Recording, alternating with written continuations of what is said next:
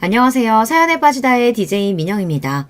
오늘 사연자는 드라마에서나 봤던 신기한 일이 본인에게도 일어났다는데요. 과연 어떤 사연인지 들어보겠습니다. 오늘도 두 가지 사연 준비되어 있는데요. 끝까지 함께 해주실 거죠? 그럼 오늘의 사연 바로 시작해 볼게요. 구독과 좋아요 잊지 말고 꾹 눌러주세요. 안녕하세요. 저는 결혼한 지 20년을 훌쩍 넘긴 50대 아줌마예요. 저에게 최근 믿기지 않은 일이 벌어져서 사연까지 보내게 됐습니다. 저는 주제에도 맞지 않게 유난한 시댁으로 시집오는 바람에 결혼 생활 내내 고생을 좀 하기는 했어요. 제가 처음 시집 왔을 때부터 신기했던 게 저희 시댁은 철저히 목의 중심이라는 겁니다. 몇 년 전 돌아가셨지만 저희 시아버지는 평생 집안에서 기 한 번 못 펴고 사셨어요. 특별히 잘못한 것도 없으신데 그 시대에 남자가 그렇게까지 기를 못 펴고 사는 건 처음 봤습니다. 저희 친정만 해도 아버지께서 평생 혼자 밥도 못 차려 드셔서 지금까지도 어머니가 외출하셨다가도 아버지 식사 때만 되면 들어오셔야 할 정도예요. 반면 저희 시댁은 달랐습니다. 시어머니는 사업이 바쁘셔서 일절 집안일에는 도통 신경을 쓰실 수가 없었어요. 오히려 시아버지께서 웬만한 살림은 다 하셨죠. 남편에게 듣기로는 심지어 학교 다닐 때 교복이나 운동화도 다 시아버지가 빨아주셨대요. 식사 준비는 물론 도시락도 다 시아버지가 싸주셨고요. 처음 남편에게 들었을 때는 시아버지께서 보통 아버지들보다 자상하신 정도라 생각했는데 막상 결혼해서 실제로 뵈니 그 정도가 아니더라고요. 진심 저희 시댁은 철저하게 자기 역할이 구분되어 있었어요. 시어머니께서는 밖에 나가 일만 하셨고 아내 일은 다 시아버지께서 하셨어요. 그럴 수밖에 없는 게 시어머니는 당신 친정에서 대대로 내려오는 수출입 사업을 일찍이 물려받아 운영해 오셨더라고요. 시어머니께서 워낙 똑똑하고 셈이 빨라 다른 아들들을 다 제치고 집안에서 가장 중요한 사업을 물려받으셨답니다. 시어머니께서 사업을 물려받아 처음 시작하셨을 때는 여자라는 이유만으로 다른 형제들에게 무시도 당하고 회사 직원들이나 임원들이 못마땅해하기도 했지만 시어머니께서 금세 실적을 내며 당신을 무시했던 사람들의 코를 다 납작하게 해주셨대요. 사실 저야 결혼 전까지 서울의 작은 회사에서 직장생활만 하던 사람이라 시어머니 사업이 어느 정도 규모인지 예상도 못했었는데요.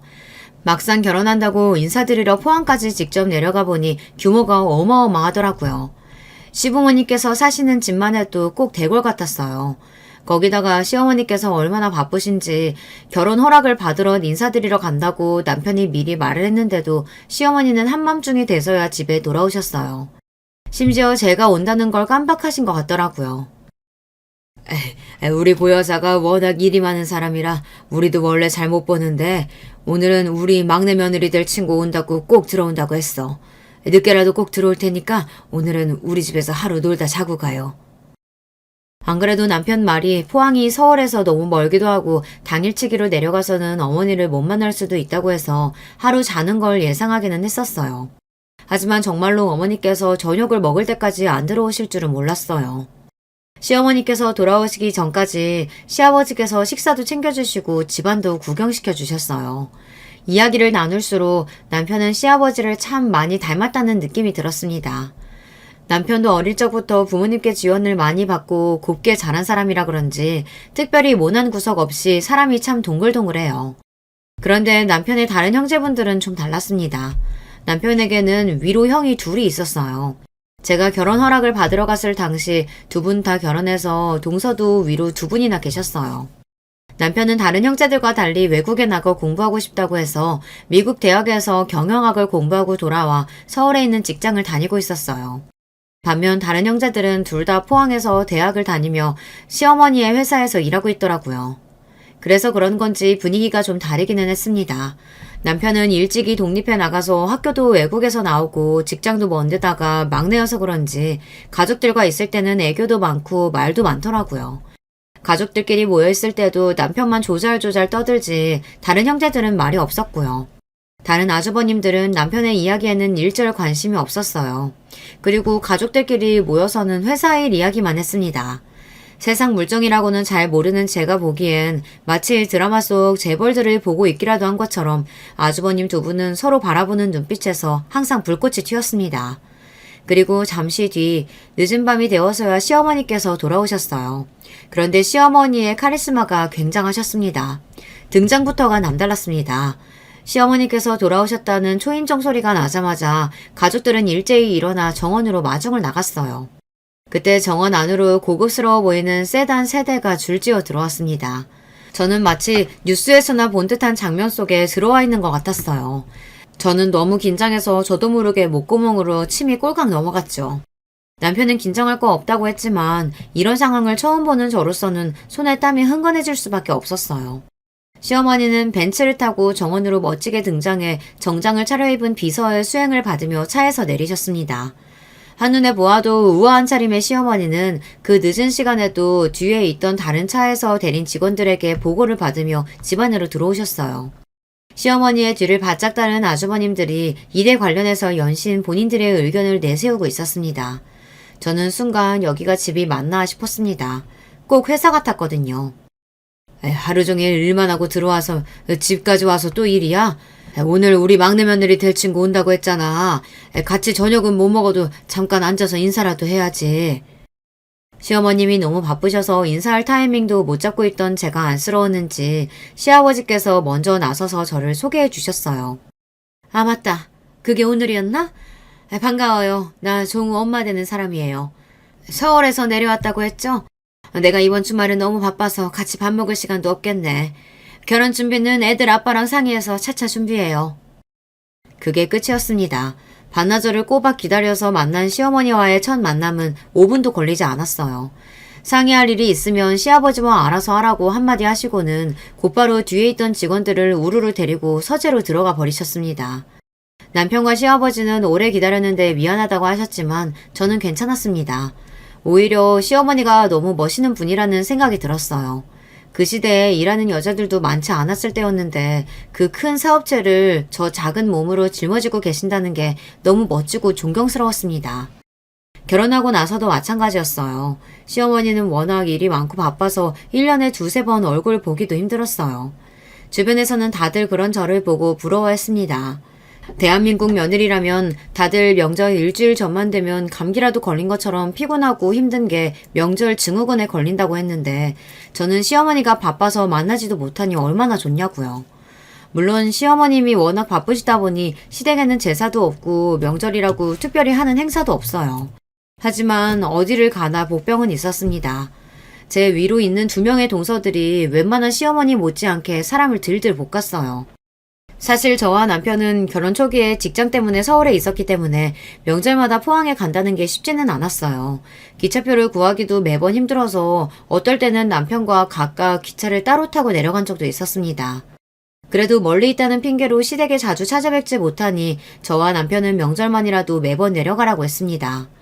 그런데 형님들은 그런 저를 썩 못마땅해 하시는 것 같았어요. 결혼한 지 얼마 되지 않아 명절 때 남편과 포항에 내려갔는데 형님들은 일찍부터 오셔서 시아버지와 음식 준비를 하고 계시더라고요. 남편에게 듣기로 제사가 없다고 해서 음식 준비도 많이 안 하시는 줄 알았는데 생각보다 준비해 놓으신 게 많더군요. 제가 시댁에 도착했을 때 이미 전이랑 반찬도 다 해놓으시고 정리하느라 바쁘시길래 죄송해서 뭐라도 거두려고 눈치를 보고 있었어요. 아유, 이렇게 많은 걸 벌써 다 하셨어요? 종우 씨 말로는 제사도 안 지낸다고 하던데 전이랑 반찬이랑 많이 하셨네요. 이번에 기차표 구하기가 너무 힘들어서 제가 너무 늦었어요. 다음번은 미리미리 예약해서 일찍 내려올게요. 저는 형님들 눈치가 보여 애써 웃으며 다음엔 더 일찍 오겠다고 이야기했습니다. 사방님이 자기 와이프 힘들까봐 일부러 기차표도 늦은 시간 예약하고 우리 하는 것도 없다고 하셨나 보네. 어머님이 다른 건 몰라도 명절 음식 좋아하셔서 매번 남들 제사 지내는 것처럼 똑같이 다 해. 그래 동서, 결혼하고 첫 명절이라 뭘 모르면 우리한테라도 연락해서 물어봤어야지. 사방님 말만 고지고대로 들으면 어떡해. 아유 허리야. 이번엔 동서 하나 더 생겨서 좀 덜 힘들까 했는데 이건 뭐 오히려 입만 늘어서 더 힘들었네. 죄송해요. 제가 형님들께라도 먼저 연락드렸어야 했는데 생각이 짧았어요. 형님들이 음식 준비하느라 허리가 끊어질 것 같다고 연신 이야기하시는데 민망해서 가만히 있을 수가 없더라고요. 누가 보면 손님인 줄 알겠어? 명절 전날 아침에 떡하니 오고. 원래 명절이라는 게 장보고 재료 손질하는 게 더 일이라 음식하기 전에 사람이 더 필요해. 그러니까 다음 명절부터는 하루 전날에 내려와. 심지어 저도 일찍 준비해서 온다고 명절 시작하자마자 내려온 건데 다음 명절엔 회사에 하루 휴가 내서 아예 명절 시작하기 하루 전날 출발을 하라네요. 그래야 장도 보고 재료 손질도 한다고요.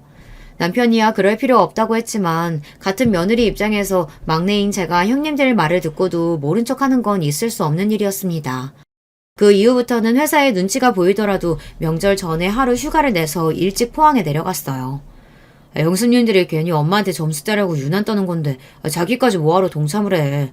난 엄마 회사에서 일할 생각도 없고 물려받을 생각도 없어서 자기가 괜히 엄마 눈치 볼 필요 없어. 남편 말은 아주버님 두 분 다 시어머님 회사에서 일하다 보니 서로 경영권 싸움을 하는 거랍니다. 시어머니께서 아직 누구에게 회사를 물려주겠다 명확하게 하지 않으셔서 형님들까지 나서서 시키지 않아도 알아서 시부모님께 잘하는 거래요. 그 이야기를 듣고 보니 상황이 이해가 됐습니다. 사실 명절이라고 시어머니께서 시댁에 계신 것도 아니에요. 오히려 명절이면 시어머니는 시댁에 안 계셔도 아주버님들이랑 형님들만 내내 시댁에 계셔요.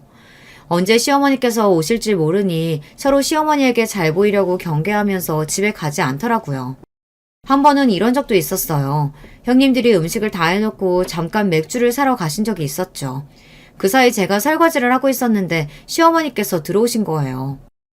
아이고, 명절은 명절인가 보네. 집에서 음식 냄새 나는 거 보면. 암튼 우리 며느리들 대단하다니까.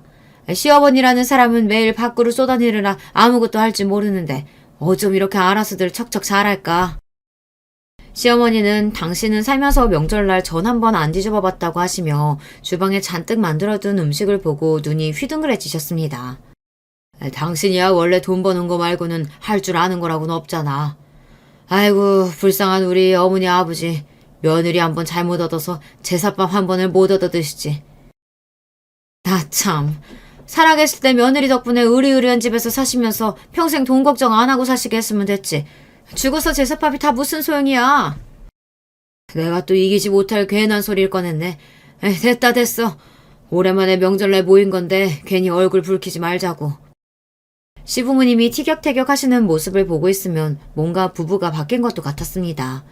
시아버지는 평생 집안일에 신경 쓰지 않고 바쁜 시어머니를 원망했고 시어머니는 당신 덕분에 온 가족이 잘 먹고 잘 살았으면 된 거 아니냐고 하셨거든요. 그러다 보면 결국은 시아버지께서 항상 졌어요. 시어머니 덕분에 다들 돈 걱정 안 하고 산 건 맞는다고요. 어머니 식사 안 하셨죠? 금방 전이랑 잡채 해뒀는데 바로 상 차려드릴게요. 저는 아무래도 서울에 살다 보니 시어머니를 자주 뵙지 못했어요. 그러다 보니 뵐 때마다 새롭고 어색했습니다.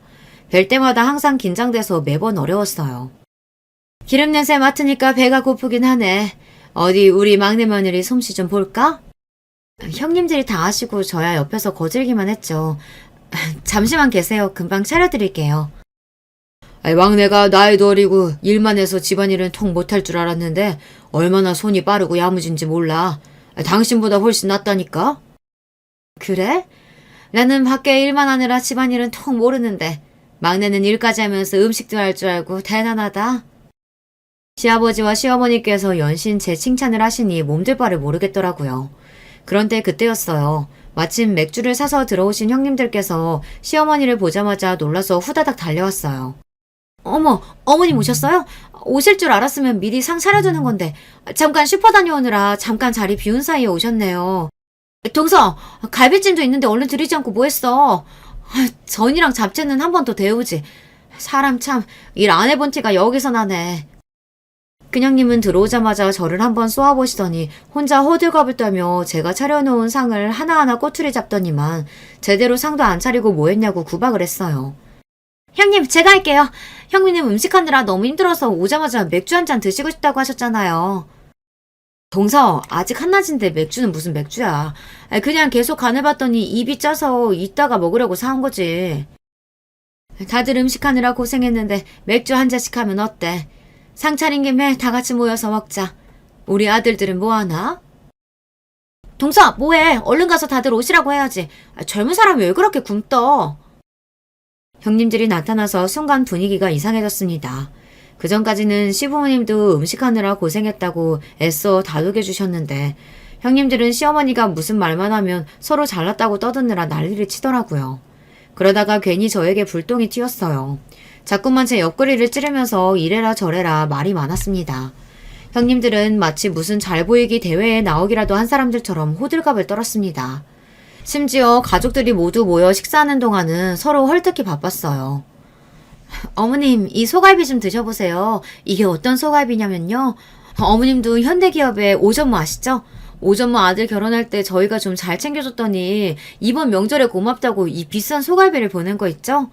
이 사람이 이렇게 거래처 관리를 잘한다니까요.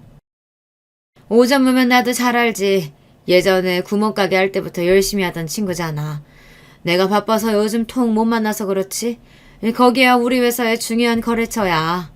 내가 말 안 해도 큰애 네가 알아서 잘 챙겨. 그럼요 어머니. 제가 당연히 알아서 잘하고 있죠. 근데 거래처에서 이런 뇌물 막 받아도 돼? 안 그래도 형 거래처 사람들하고 회식도 너무 자주 하고 개인적인 행사에도 너무 자주 다닌다고 직원들이 말들이 많던데. 하긴 옛날이나 서로 주고받는 게 미덕이었지. 요즘은 그러면 큰일 나요. 아유 근데 고기가 너무 질기다. 이거 국산도 아니고 호주산인가 봐요. 동서가 뭘 한다고 나서. 그리고 이거 내가 확인했는데 호주산 아니고 국산이거든. 그러니까요. 형님은 그 비싼 한우를 받으시면 어떡해요. 괜히 나중에 꼬투리라도 잡히면 어쩌려고. 저는 밥이 입으로 들어가는지 코로 들어가는지 모를 정도로 식사 자리가 불편했습니다. 그때였어요. 잠자코 아주버님들과 형님들의 대화를 들으시던 시어머니께서 자리에서 벌떡 일어나 식탁을 손바닥으로 내리치셨어요. 어허, 그만 안 해? 너희 둘 다 나이 들어서도 서로 못 잡아먹어서 안달이니 내가 너희 둘한테 마음 놓고 회사를 맡기겠어? 어이구, 한심해서 원.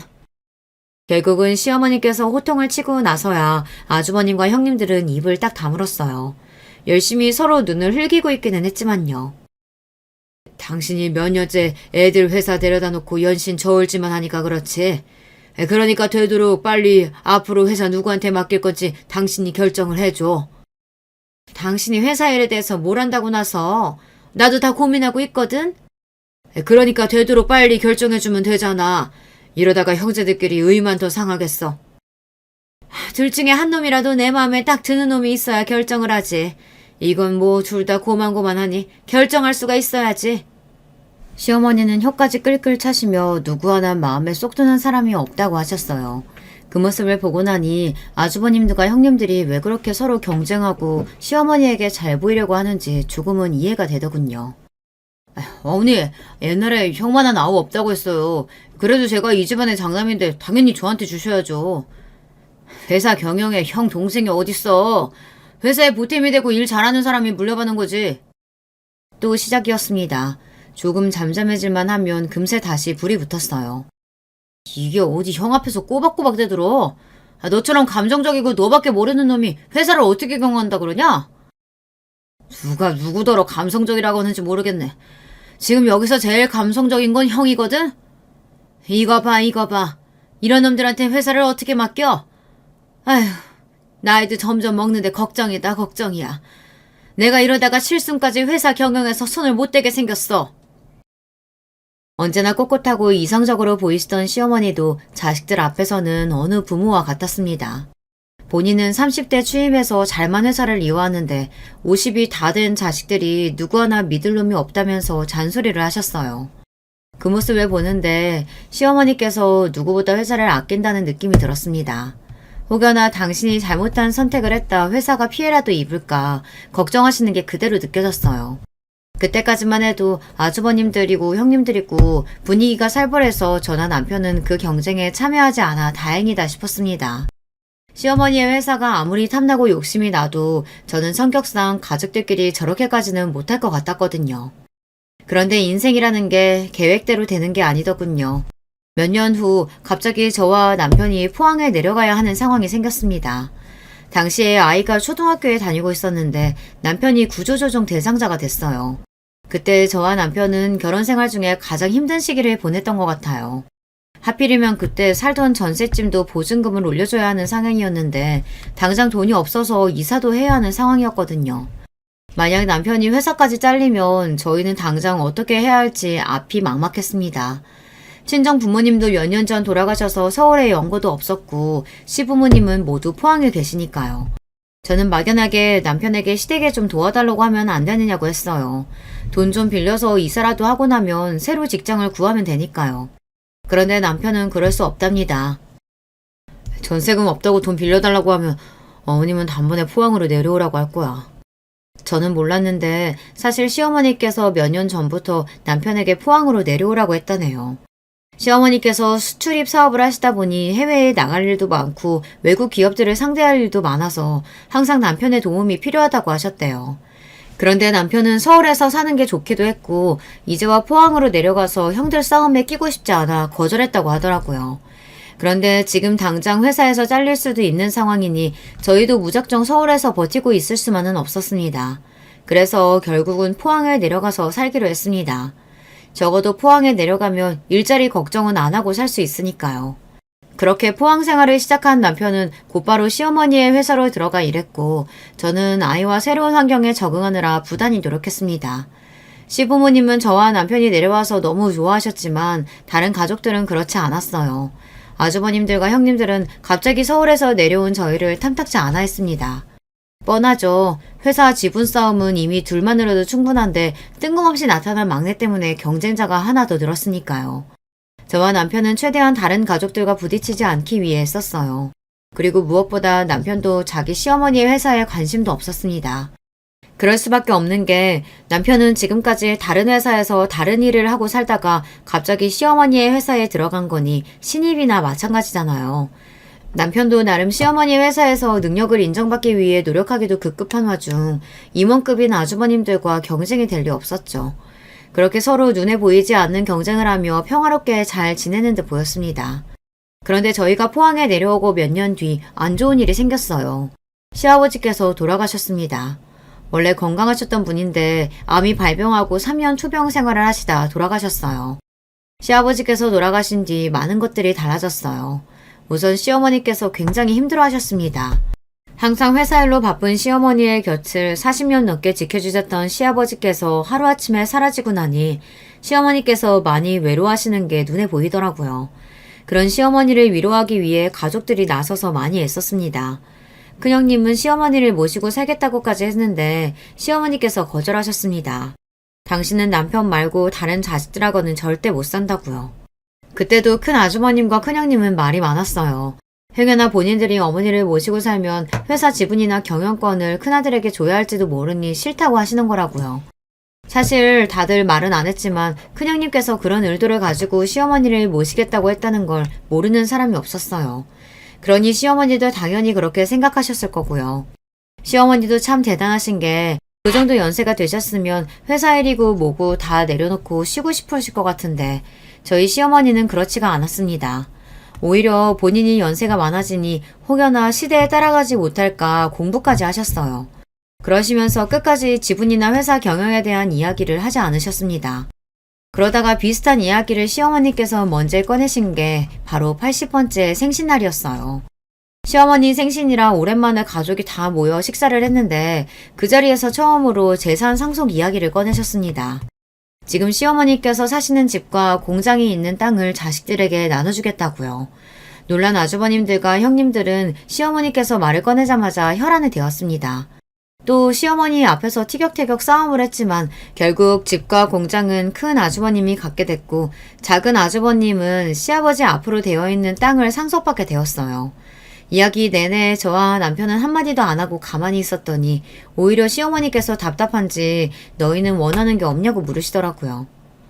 저희가 한 게 뭐가 있다고 어머니 재산을 받겠어요. 저희는 지금 상황만으로도 만족해요. 어이구 저 답답이. 한 사람이 욕심이 없으면 다른 한 사람이라도 살궁리를 해야 하는데 어쩜 너희 부부는 둘이 그렇게 똑같니?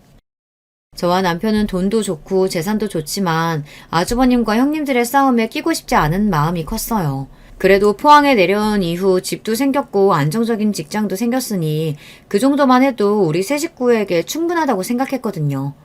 그러던 어느 날이었습니다. 시어머니께서 팔순 생신날이 지나고 나서부터 많이 달라지셨어요. 그전까지는 드시는 것도 잘 드시고 운동도 열심히 하셨는데 갑자기 입맛이 없다고 하시면서 식사도 자주 거르시고 운동이고 뭐고 다 귀찮다고 아무것도 안 하시더라고요. 거기다가 가장 신기했던 건 시어머니께서 한 달 내내 집에만 계시더라고요. 시어머니께서 원래 이런 분이 아니에요. 회사를 아들들과 임원들에게 맡기신 후에도 못 믿어서 일주일에 서너 번은 무조건 직접 회사에 출근해서 직원들과 이야기도 나누고 아들들에게 매일같이 호통을 치시며 잔소리도 하셨습니다. 그러던 분이 갑자기 회사에 출근도 안 하시고 집 밖으로 나오지도 않으시니 걱정이 되더라고요. 더군다나 자식들이 걱정하는 마음을 좀 들여다보려고 댁에 가겠다고 하면 시어머니께서는 귀찮으니 아무도 오지 말라고 했습니다. 저는 아무래도 시어머니께 무슨 일이 있는 것 같아 남편에게 연락을 해보자고 했어요. 그런데 시어머니는 괜찮다고 별일 없다고만 하셨습니다. 그런 와중에 아주버님들과 형님들은 뭔가 낌새가 이상하다며 시어머니께서 어떻게 지내시는지 시어머니의 비서와 집안일을 하시는 여사님들을 통해 집안에서 무슨 일이 일어나고 있는지 알아보셨나 보더라고요. 그런데 이상한 게 시어머니께서 자식들에게는 집에도 못 오게 하시더니 변호사와 회사 임원진들은 몇 번씩이나 집에 부르셨다고 하더라고요. 분명히 노인네 회사 우리한테 안 주고 다른 사람한테 맡기려는 게 분명하다니까. 그러니까 우리는 집 근처에 얼씬도 못하게 하는 거지. 아휴, 내가 미쳐. 결국은 그러실 거면서 평생을 아들들 가지고 저울질. 내가 어머니 회사 위해서 평생을 얼마나 몸바쳐 일했는데. 역시나 아주버님들은 아직도 회사 경영에만 관심이 있었어요. 아주버님들은 시어머니의 비서와 통화하고 난 뒤 회사를 생판 남에게 뺏길지도 모른다는 불안감에 극도로 흥분해서 얼굴을 부여잡기까지 했습니다. 그 모습을 지켜보던 남편이 아무래도 안 되겠는지 아주버님들 앞에 나서서 이야기하더라고요. 아직 아무것도 결정된 거 없는데 왜들 그래요. 어머니도 이제 연세도 있으신데 슬슬 알아서 결정하시겠죠. 너야 막내라고 어머니가 오냐 하고 싶은 거 다 하게 해주면서 자라서 모르는 거지. 우리는 달라. 꾸미고 뭐고 없이 무작정 어머니 회사만을 위해서 평생 희생하면서 살았다고. 이제 와서 우리가 읽어놓은 회사 남한테 준다고 하면 그게 참아지겠어? 형들이야말로 좋아서 어머니 옆에 있어놓고 지금 와서 왜 그래요? 어머니가 회사 주겠다고 처음부터 약속한 것도 아니잖아요. 이 자식이 자기 일 아니라고 막말하네. 야, 너 그따위로 말할 거면 너는 빠져. 우리가 알아서 할 테니까. 뭘 알아서 하겠다는 거야? 어머니한테 따지러 밀고 들어가기라도 하겠다는 거야? 우리가 버젓이 있는데 다른 임원들하고 속닥거리면서 다른 놈한테 회사 맡기겠다고 하면 당연히 가만히 안 있지. 다 늙어서까지 회사 지고 못 놓는 거 우리 어머니도 병이야 병. 이야기가 극단적인 방향으로 흘러가자 저나 형님들도 나설 수밖에 없었습니다. 아주버님들은 이미 너무 흥분해서 남편의 말조차 들어주지 않았으니까요. 이러다 정말 큰일이 날 수도 있겠다 싶었던 순간 더 충격적인 일이 벌어졌습니다. 시어머니의 주치의에게 연락이 왔는데 새벽에 시어머니께서 갑자기 의식을 잃고 쓰러지셔서 병원에 실려오셨다는 이야기였어요. 저와 남편은 놀라서 곧장 병원으로 달려갔습니다. 병원 VIP 병실에 누워 계신 시어머니는 꼭 제가 알던 시어머니가 아닌 것 같았습니다. 한 달 만에 얼굴을 보는 거였는데 살도 많이 빠지시고 몸도 많이 쇠약해 보이시더라고요. 몸이 이렇게 되는 동안 자식들에게야 말도 안 하시고 회사 일만 신경 쓰고 계셨다는 게 저로서는 이해가 되지 않았어요. 부모님께서 연세 드시면 하루가 다르게 달라지신다는 이야기를 듣기만 했지 실제로 제 눈으로 그 모습을 직접 보니 덜컥 겁부터 나더라고요. 잠시 뒤 아주버님과 형님들도 다 병원에 도착하자 주치의 선생님이 들어왔습니다. 아주버님은 주치의를 보자마자 이게 무슨 일이냐고 멀쩡하시던 분이 왜 갑자기 쓰러지신 거냐고 따지듯이 물었어요. 대표님께서 멀쩡하시지는 않았어요. 자식들에게는 절대 말하지 말라고 하셔서 저도 말씀드리지 못하고 있었는데 사실은 얼마 전 건강검진 하셨을 때 결과가 좋지 않아서 이제는 일은 좀 내려놓으시고 쉬셔야 한다고 누누이 말씀드렸는데 제 말 안 들으시고 무리하시다가 탈이 나신 거죠. 그게 무슨 말이에요? 우리 어머니 어디가 안 좋으신 건데요? 자세하게 좀 얘기해 주세요. 건강검진 결과 좋지 않았다는 말에 남편과 제 눈이 휘둥그레졌습니다. 파킨슨병 초기 증상이 보여서 치료하면서 좀 쉬셔야 한다고 했는데 대표님께서 다른 분들보다 증세가 빠르네요. 치매 증상도 있으신 것 같고요.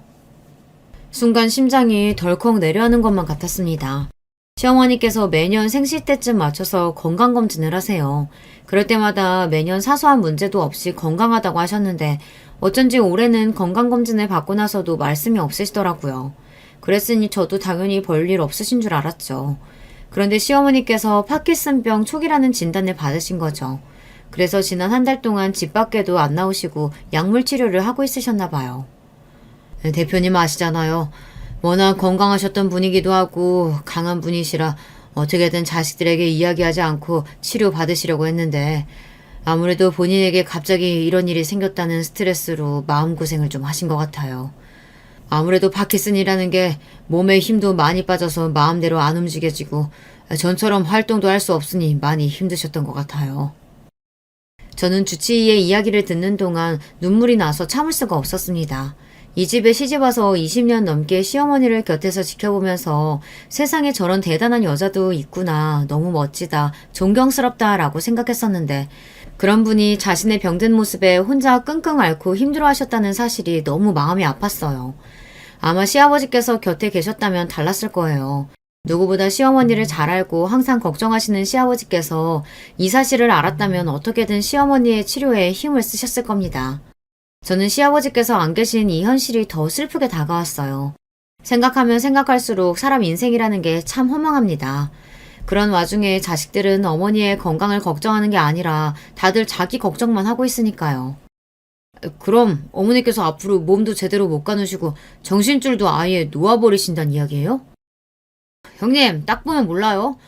지금도 어머니 봐요. 아까부터 누워서 꿈뻑꿈뻑 눈만 뜨고 계시잖아요.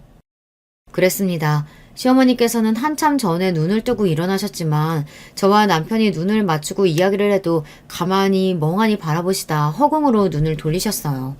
그러고는 한동안 말이 없으셨습니다. 저런 정신 가지고도 곧 죽어도 일하시겠다고 매일 변호사에 임원들만 불러내신 거구만. 자식들한테는 말도 안 하고. 둘째, 너 뭐해? 지금 당장 변호사한테 전화해서 이리로 오라고 해. 이래서 생신날 급하게 집이랑 공장 주신다고 한 거구나. 본인 아픈 거 알고 우리가 안 모시겠다고 할까봐. 아휴, 소름 돋는 양반. 어머머, 그랬네 그랬어. 지금까지 한 번도 당신 집 주시겠다는 말도 없으셨던 분이 갑자기 집을 팔아서 나눠준다고 하길래 무슨 일인가 했더니만 자식들한테 모시라고 하려고 하신 거구나? 아무튼 우리 어머니 대단하시다니까. 젊어서 같이 살자고 그렇게 이야기할 때는 들은 척도 안 하시더니만 본인 수중 못 쓰게 되니까 자식들 부려먹으려고 하신 거지 뭐. 50년 가까이 한 회사의 대표로서 항상 가장 높은 자리에 계셨던 시어머니께서도 늙고 병드니 어쩔 수 없더군요. 언제나 시어머니 말이라면 하늘의 별이라도 따올 것 같았던 자식들도 어머니께서 하루하루 쇠약해지며 정신이 오락가락 하시니 단번에 요양원 이야기부터 하더라고요. 80 넘을 때까지 자식들한테 큰 소리 치면서 사셨으면 건강하게 잘 사신 거야. 우리도 조금 있으면 환갑인데 모시긴 어떻게 모셔? 당연히 요양원으로 모셔야지. 그럼 여기 우리 어머니 성격 모르는 사람 있어? 그동안 우리 아버지니까 몇십 년 부부를 산 거지. 다른 사람은 누구도 우리 어머니 비유 못 맞춰. 저거 봐. 늙어서 정신 오락가락 하시면서도 고집 부리고 자기 마음대로 하려고 했잖아. 항상 서로 못 잡아먹어 안달이던 아주버님들이 이럴 때는 합이 척척 맞더군요. 다른 사람도 아니고 형들이 어떻게 단번에 어머니를 요양원에 보낸다고 말할 수가 있어? 형들 평생 어머니한테 회사 달라고 조르다가 결국은 어머니 집이랑 공장이랑 다 나눠 가졌잖아. 그 정도 받았으면 형들이 알아서 모셔야 하는 거 아니야? 무슨 일이 있어도 형들에게 싫은 소리 한 번 안 하던 남편이 아주버님들의 이야기를 듣다 화가 나기는 했는지 웬일로 큰 소리를 치더군요. 서방님, 말 이상하게 하시네요. 그깟 재산 좀 받으면 며느리가 시어머니 꼭 모셔야 하는 거예요? 저도 이제 나이 많아요. 여기저기 안 아픈 데가 없다고요. 그래요. 어머님이 회사 경영권 넘겨주신 것도 아니고 그깟 집이랑 공장 좀 받았다고 우리가 왜 시녀 노릇을 해요? 제가 언제 형수님들한테 시녀 노릇하라고 했어요. 자식이 셋이 했는데 아무리 그래도 요양원은 아니라는 거죠. 아주버님들이랑 형님들 말이 무조건 틀린 말은 아니라는 거 저도 압니다. 형제들 나이도 이제 다들 환갑이 다 됐으니 정신도 온전치 않고 연세도 드신 노모를 모신다는 게 쉬운 일은 아니죠. 하지만 아무리 그래도 버젓이 어머님을 앞에 두고 상의할 일은 아닌 것 같았어요. 아주버님들 아무리 그래도 지금 당장 여기서 결정할 일은 아닌 것 같아요. 조금 더 생각해보고 다 같이 상의해서 결정하죠.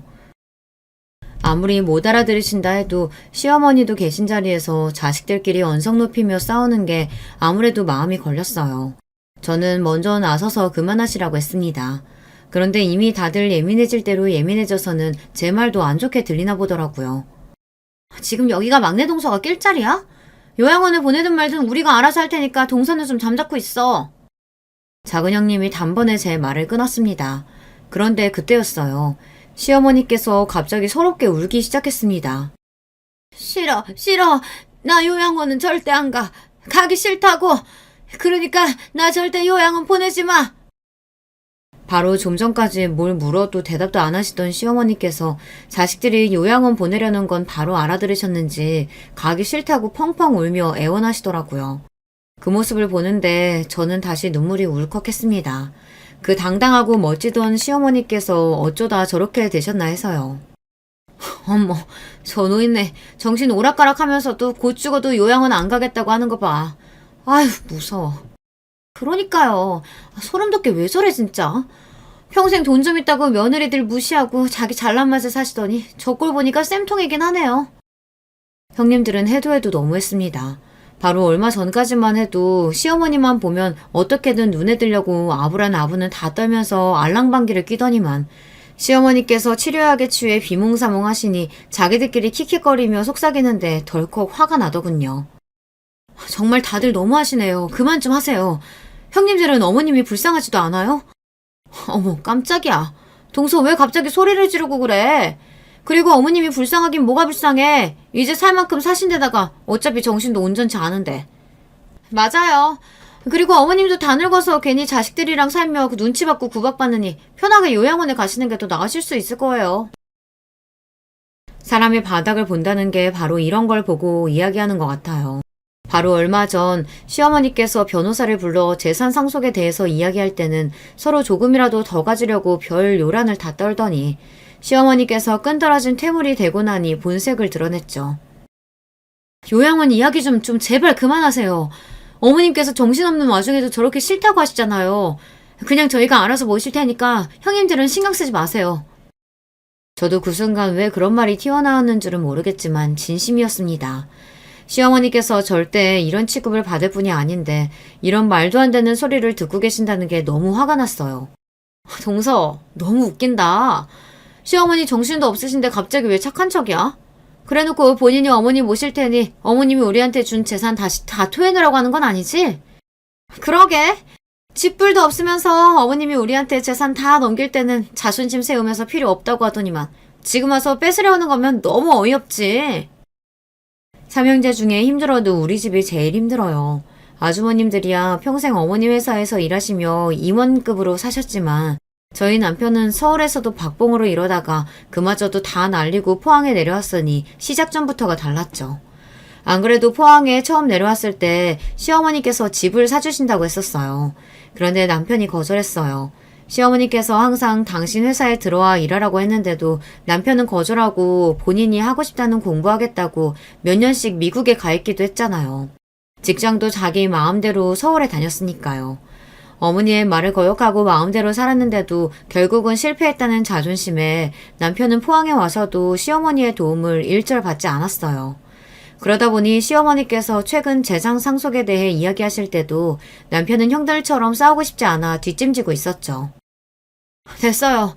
그깟 재산 저희는 처음부터 관심도 없었어요. 형님들이나 다 가지세요. 저도 제가 이렇게 욱하는 성격인 줄은 몰랐습니다. 남편도 그날 제 행동에 놀랐대요. 여보, 너무 고마워. 내가 하고 싶어도 당신한테 염치가 없어서 못했던 말이었는데 당신이 먼저 해줘서 너무 고마웠어. 고맙긴 뭘. 그래도 포항 내려와서 우리도 어머님 아버님 도움 많이 받으면서 살았잖아. 이제라도 어머니께 보답할 수 있어서 다행이지 뭐. 며칠 후 태어난 시어머니를 모시고 우리 집으로 왔습니다. 시어머니 오시기 전에 미리 주치의 선생님께 물어서 시어머니 방도 새로 꾸며드렸어요. 지금이야 걷고 움직이시는데 많이 불편하진 않지만 앞으로 휠체어를 타게 되실 수도 있다고 해서 동선을 최대한 편하게 꾸몄습니다. 그래도 병원에서 치료받은 게 효과가 있었는지 시어머니 얼굴은 훨씬 많이 좋아지셨더라고요. 그런데 시어머니께서 우리 집에 오신 바로 다음날 말도 안 되는 일이 벌어졌습니다. 그날 아침부터 시어머니께서 너무 답답하다고 산책 가자고 하셔서 아침밥을 차리다 말고 시어머니를 모시고 집으로 나왔어요. 슬슬 걸어 공원까지 다녀오려고 했는데 뭔가 이상한 느낌이 들어서 몸을 돌렸습니다. 그런데 그때 말도 안 되는 광경을 보고야 말았어요. 제 뒤로 벤츠 세단들이 줄지어서 저와 시어머니의 주변을 도열하고 있었습니다. 어머, 이게 다 무슨 일이야? 그 순간 더 까무러질 뻔했던 게 시어머니께서 제 손을 지그시 잡아주셨습니다. 막내야, 고맙다. 내가 우리 영감 죽고 앞으로 평생 외롭게 혼자 늙어 죽겠구나 했는데 네가 날 살렸어. 시어머니께서 너무도 꼿꼿하게 허리를 펴시고 눈물이 그렁그렁한 눈으로 저를 바라보시며 고맙다고 안아주셨어요. 저는 이게 다 어떻게 된 일인가 싶어 어리둥절해 있었는데 잠시 후 저와 시어머니의 뒤를 따르던 벤츠에서 익숙한 얼굴의 사람들이 차를 세우고 내렸어요. 차에서 내린 사람들은 바로 시어머니의 비서와 변호사였습니다. 대표님께서 갖고 계신 회사 지분의 50%를 막내 며느님에게 양도하시기로 하셨습니다. 저는 순간 어원이 벙벙해서 말문이 턱하니 막혀버리고 말았어요. 그리고 그 와중에 어머님께서 허리도 펴시고 말도 또박또박 하시는 게 신기했습니다. 어머님, 몸은 괜찮으신 거예요? 으이그 답답하. 이 와중에 내 몸이 문제야? 나는 이제 다 늙었는데 언제 죽어도 안 이상하지. 시어머니는 오히려 그런 제가 답답하다는 듯 미소를 지으시며 다시 저를 안아주셨습니다. 이 일이 다 어떻게 된 거냐면요. 시어머니께서 최근 검진에서 파킨슨병 초기 진단을 받으신 건 맞다네요. 하지만 바로 치료를 시작하신 덕분에 증세가 많이 호전돼서 앞으로도 계속 치료만 받으면 될 거래요. 그리고 치매 증상이 있다는 이야기는 거짓말이었습니다. 몇 개월 전 시어머니 생신 때 시어머니께서 갑자기 재산 상속 이야기를 꺼내신 게 사실은 아주버님 두 분이 나눈 대화를 우연히 알게 되셨대요. 두 분이 술을 드시면서 어머니에게 회사 대표직은 아니더라도 주식 양도만이라도 받을 수 있게 잘 구슬려 보자고 했나 보더라고요. 그러면서 주식만 받으면 지금처럼 노예로 살지 않아도 된다고, 그때는 어머니에게 벗어나 자유롭게 살겠다고 했대요. 그 이야기를 듣게 된 시어머니는 아들들에게 실망하신 것 같아요. 그동안 회사를 물려받으려고 당신한테 잘한 거야 진작 알고 있었지만 부모에 대한 마음이 정말 재산 말고는 관심이 없는 건가 싶어서 많이 외로우셨대요. 그래서 주치의에게 부탁해 치매 이야기를 하게 된 겁니다. 과연 다 잊어버리고 잃게 된 어미에게 자식들은 어떻게 반응할지 궁금해서요. 그리고 그중 가장 자신을 위하는 자식에게 회사 지분을 주기로 마음먹었다고 하시더라고요. 그렇게 저에게 생각지도 못한 선물이 생겼습니다. 사실 저는 회사 일에 대해 전혀 모르다 보니 지분이 뭔지 50%가 얼마나 큰 숫자인지도 몰라요. 그래서 시어머니에게 필요 없다고 했습니다. 하지만 시어머니는 그럴 수 없다고 했어요. 이제 내가 언제 죽어도 이상할 게 없는 나이인데 내가 지분 정리도 안 하고 갑자기 죽어봐라. 저 못된 년놈들이 가만히 있겠어? 제일 현명하고 착한 네가 제일 많은 지분 가지고 있어야 우리 회사 지금처럼 지킬 수 있는 거지. 네 남편이랑 잘 상의해서 내 회사 잘 좀 지켜줘. 시어머니의 간절한 눈빛에 저는 더 이상 거절할 수가 없었습니다. 덕분에 50이 넘은 나이에 저는 요즘 회사에 매일 출근해서 시어머니와 임원분들에게 회사 일을 배우고 있어요. 남편도 많이 도와주고 있고요. 물론 갑작스러운 상황에 당황한 건 저보다 아주버님과 형님들이었어요. 한동안 난리가 났었어요. 아주머님들은 시어머니에게 쫓아가 자식들을 가지고 어떻게 이런 사기를 칠 수 있냐, 그렇게 난리를 쳤고, 형님들은 매일같이 저를 찾아와 행패를 부리며 당장 시어머니에게 지분을 받지 않겠다고 하라고 했어요. 하지만 저는 들은 척도 하지 않았습니다. 물론 형님들이 와서 소리를 지를 때마다 가슴이 쫄리기는 했지만 애써 당당하게 있었어요. 이제 저는 예전에 순진했던 막내 동서가 아니라 어머니께서 평생을 바쳐 일궈낸 회사의 최대 지분자니까요. 그리고 가장 중요한 건 세상에서 가장 든든한 시어머니께서 제 뒤에 계시다는 겁니다. 끝까지 난리를 칠 것 같던 아주버님들과 형님들도 이제는 현실을 받아들이기로 했는지 시어머니에게 남은 지분 50%를 어떻게든 받아내기 위해 혈안이 되어 있어요. 다시 보기 꼴사 나올 정도로 아부를 해요. 저에게도 마찬가지고요. 동서, 우리가 벌써 가족으로 산 지도 20년이 넘은 거 알지?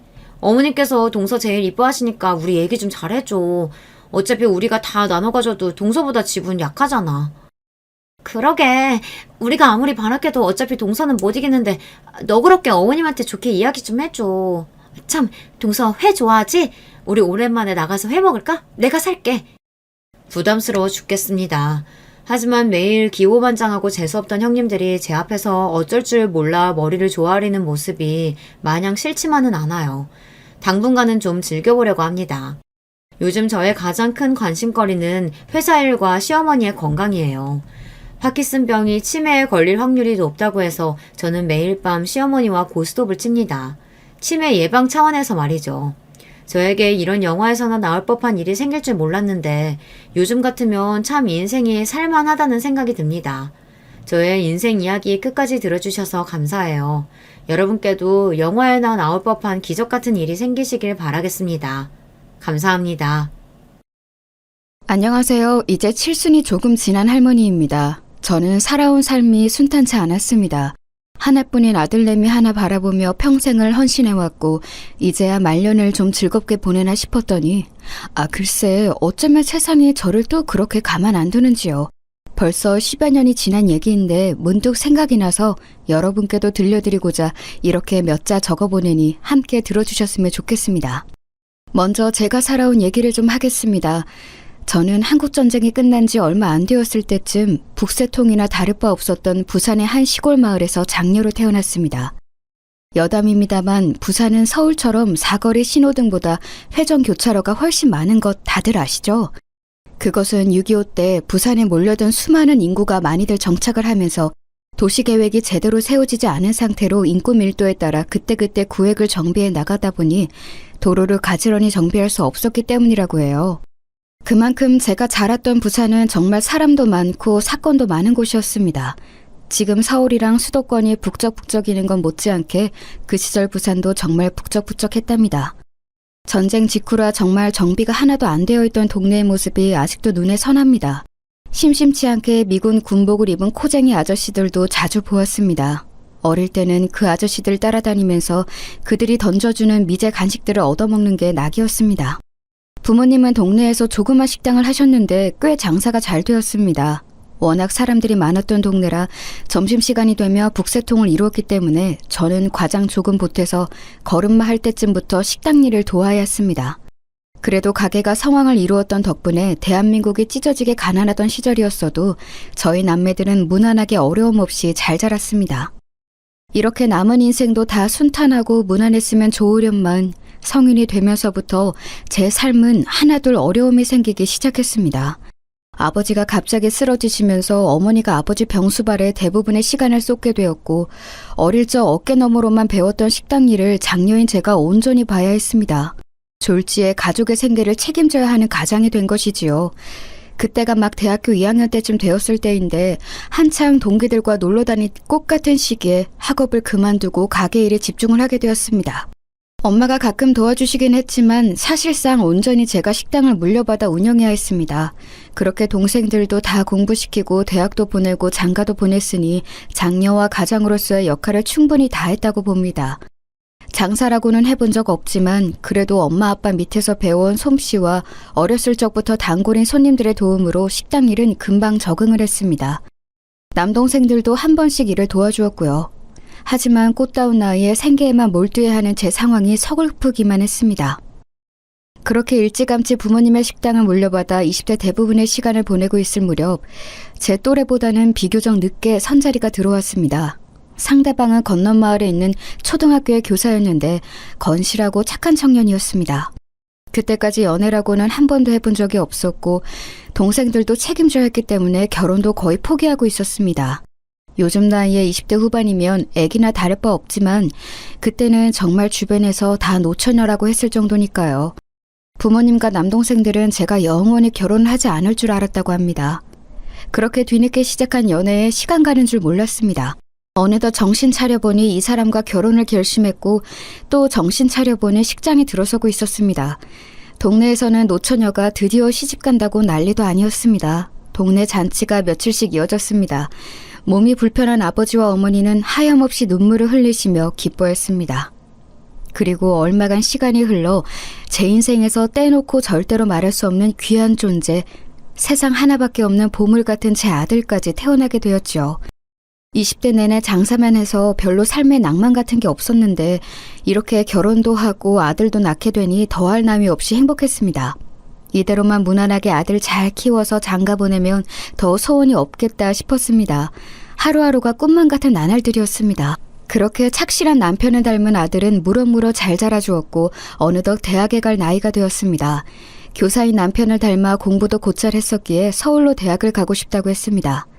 늘상 품 안에서 돌보던 아들 녀석이 엄마 아빠 곁을 떠나 서울로 유학을 간다고 하니 왠지 모르게 눈시울이 붉어졌습니다. 남편도 저와 같은 마음이었는지 서울로 논술 시험을 보러 가는 아들을 직접 데려다주고 싶다고 했습니다. 아버지, 내 안 데려다 줘도 된다 아닙니까? 내 혼자 갈 수 있어 예. 준씨가 그러지 말해. 아버지가 네 대학 뒷바라지 하나 못 하겠나? 아들이랑 서울 구경 한번 할락하는 기니까 니네 시험 걱정은 하지 말고 아버지 옆에 차 타고 편하게 다녀온나. 그래 준씨가 엄마 아빠가 한 번도 니랑 떨어져 안 살았다 아이가. 엄마도 식당만 아이 몸 니 따라가고 싶은데 그러질 못하니끼니 이번에는 아버지랑 둘이 오붓하게 다녀온나. 엄마는 니 나중에 서울외교 가면 아버지랑 둘이 시간 될 때 같이 함 찾아갈게. 알았어요 엄마. 아이 내는 미안해서 그러지. 서울까지 차로 가려면 7, 8시간은 걸린다는데 아버지 고생 싫어하지 안 그럽니까? 니 서울 가면 아버지가 니랑 또 언제 시간 보내겠노? 이참에 같이 함 서울 구경하고 오그라. 저와 남편은 기차 타고 혼자서 대학 입시를 보고 온다는 아들을 굳고 말려 남편과 둘이 다녀오게 했습니다. 그리고 그것이 제 인생에서 가장 후회하는 선택이 되고야 말았습니다. 아들은 서울에 무사히 도착해서 논술 시험도 잘 치렀는데 돌아오는 길이 문제였습니다. 남편과 아들이 탄 차는 고속도로에서 졸음운전을 하는 관광버스에 치여 8중 추돌 사고에 휘말리게 되었습니다. 그때 당시 신문에서도 지면 하나를 다 채울 만큼의 큰 사고였습니다. 차는 반파되었고 남편은 그 자리에서 즉사했습니다. 차 밖으로 튀어나간 아들만이 겨우 구사일생으로 목숨을 구했습니다. 문자 그대로 청천벽력 같은 소식이었습니다. 불이 나게 달려간 병원에서 맞이한 것은 이미 싸늘한 주검이 된 남편과 온몸에 붕대투성이인 채로 중환자실에 누워있는 아들의 모습뿐이었습니다. 저는 몇 날 며칠을 떠나가라 울었고 남편의 장례가 끝난 이후로는 식음을 전폐하고 장사도 내팽개치고 폐인이로 지냈습니다. 그러다가 하나 남은 아들 녀석을 생각하니 더는 그러고 있을 수가 없어서 다시금 일어나서 이것저것 일상을 회복하기 시작했습니다. 아들은 우수한 성적으로 대학에 입학했으나 심각한 교통사고 후유증으로 인해 입학을 유예하고 내내 집에 누워 있었습니다. 저는 그런 아들의 병수발을 하느라 밤낮 없이 일했고 원래는 하지 않던 주말 장사까지 시작했습니다. 아들 병수발도 병수발이지만 그렇게라도 무언가에 몰두하지 않으면 미쳐버릴 것만 같았습니다. 얼마 전까지만 해도 눈앞에 있던 소중한 남편이 떠나고 아픈 아들만이 겨우 돌아와 있었으니까요. 아들의 재활 과정은 정말 처참했습니다. 처음 중환자실에 실려왔을 때는 어쩌면 목숨만 붙어있고 식물인간으로 평생을 살지도 모른다는 청천벽력 같은 소리를 들었습니다. 저는 정말 간절한 마음으로 매일매일은 중환자실 밖 대기실에서 천지신명께 아들의 회복을 빌었습니다. 천만다행으로 아들은 의식을 되찾았는데 이번에는 평생 휠체어에 의지하고 살아야 할지도 모른다는 말을 들었습니다. 이제야 겨우 살아났나 싶은데 또다시 저와 아들은 절망할 수밖에 없었습니다. 그러나 아들은 남편을 닮아 의지가 곧고 강단이 있어서 열심히 하루도 빠지지 않고 재활훈련을 했습니다. 그 결과 1, 2년이 지났을 즈음부터는 완전히 걸을 수 있게 되었고 의사선생님도 이건 거의 기적에 가까운 일이라고 했습니다. 저와 아들은 그런 의사선생님의 말에 서로를 얼싸안고 얼마나 울었는지 모릅니다. 남편은 영영 다시 돌아올 수 없지만 아들만이라도 이렇게 사지 멀쩡하게 걸을 수 있게 되었다는 것이 천만다행이었습니다. 그동안 아들이 재활하는 것을 옆에서 지켜보면서 가슴에 천갈래 만갈래로 찢어졌는데 그제서야 한시름 놓을 수 있게 되었습니다. 그렇게 아들의 병세와 회복이 되고 다시금 뒤늦은 대학 새내기 생활을 준비할 무렵 저는 큰 결심을 했습니다. 준씨가 네 여 앉아보구래. 무슨 일인데 엄마? 준씨가 네 내랑 아예 서울 가서 살래? 엄마는 여 있으면 계속 너희 아버지 생각이 나서 더는 못 있겠다. 어차피 네 몸도 안 좋은데 학교 다닐락 하면 엄마가 같이 있는 게 안 낫겠나? 엄마, 내한테는 반가운 소리긴 한데 엄마는 평생을 여 부산에서 살았다 아인겨. 서울은 눈 뜨면 코 베긴다는데 일평생 여서만 장사한 엄마가 서울살이 할 수 있겠습니까? 엄마 걱정은 말 그래. 엄마가 그래도 여서 수십 년 장사하면서 산전수전 다 겪었다 아이가. 서울 네 학교 근처로 조그맣게 구멍가게 하나 열어서 장사하면 네 장계 갈 때까지는 충분히 뒷바라지 할 수 있을 끼다. 서울 사는 네 외삼촌이 가게 자리랑 다 알아봤다 카이. 아이고 장계는 무슨 장계요. 내는 엄마 마음만 번하면 어쩌든지 상관없으니까. 그러면 그라입시다. 대신에 언제든 힘들면 다시 내려올깁니다. 내 때문에 엄마 서울서 고생하면 그건 또 싫다 아닙니까? 알았다. 엄마 걱정은 말고 얼른 서울 갈 준비하자. 저는 그렇게 평생을 터잡고 살아왔던 부산을 떠나 아들과 함께 서울로 이사하였습니다. 남편의 잔상을 지우고 아직 몸이 완전히 성치 않은 아들을 곁에서 돌보기 위해 결단을 내린 것입니다. 서울에서 조그맣게 부동산을 하던 남동생의 도움을 받아 아들 학교 근처로 가게를 얻었는데 제법 장사가 잘 되었습니다. 조그만 주택을 식당으로 개조한 곳을 헐값에 매입해서 수리하고 나니 제법 그럴싸했는데 그런 감성이 주변 학생들과 주민들에게 잘 맞아떨어졌나 봅니다. 그렇게 아들은 저의 지원 아래 대학을 무사히 마치고 좋은 곳에 취직도 하였습니다. 얼마 지나지 않아서는 색시될 사람도 데리고 와서 결혼을 하겠다고 하는데 감회가 새로웠습니다. 남편 그렇게 떠나보내고 혼자서 아들 뒷바라지하면서 정말 쉽지 않은 나날들이었는데 그 아들이 이제 다 커서 장가를 간다고 하니 눈물이 멈추지가 않았습니다.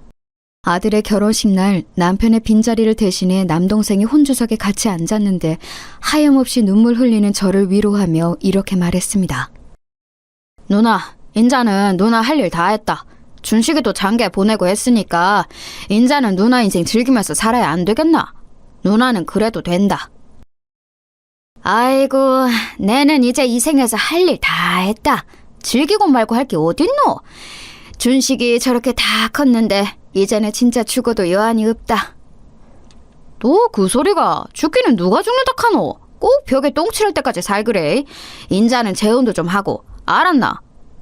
일마가 남사스럽게 또 그 소리가. 인자 막 준식이 장가 보냈다. 택도 없는 소리 하지 말해. 남동생은 늘 혼자 지내는 저를 안타깝게 여겨 사별 이후에 계속해서 새로운 결혼 생활을 할 것을 제안해 왔었습니다. 싫다는데도 몇 번을 선자리를 마련하고 가게에 자기가 아는 형님들을 데리고 오기도 했습니다.